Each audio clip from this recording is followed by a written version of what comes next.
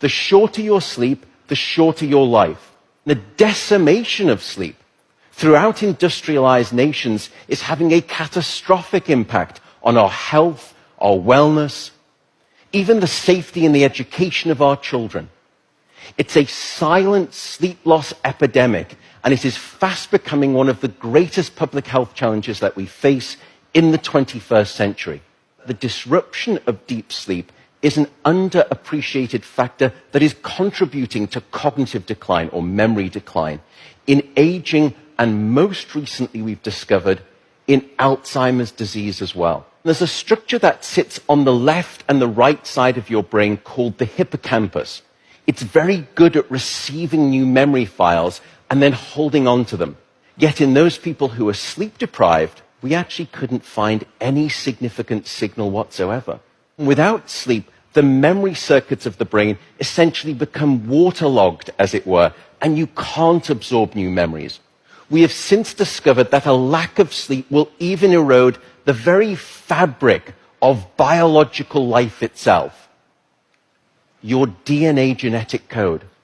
So here in this study, they took a group of healthy adults and they limited them to 6 hours of sleep a night for 1 week.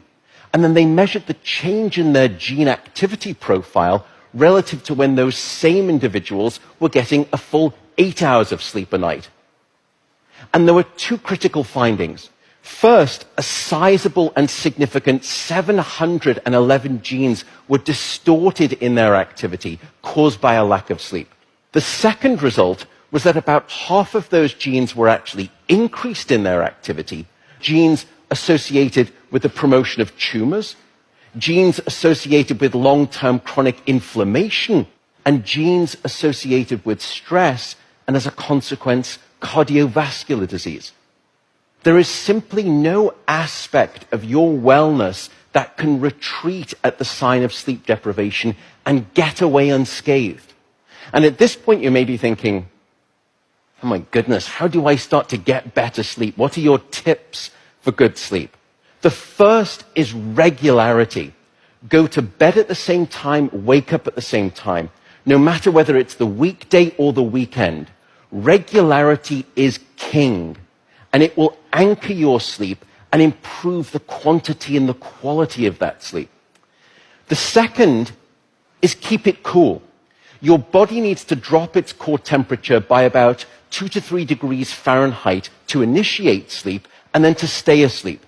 And it's the reason you will always find it easier to fall asleep in a room that's too cold than too hot. So aim for a bedroom temperature of around 65 degrees or about 18 degrees Celsius. That's going to be optimal for the sleep of most people. Sleep, unfortunately, is not an optional lifestyle luxury. Sleep is a non-negotiable biological necessity. It is your life support system. And with that soapbox rant over, I will simply say good night, good luck, and above all, I do hope you sleep well.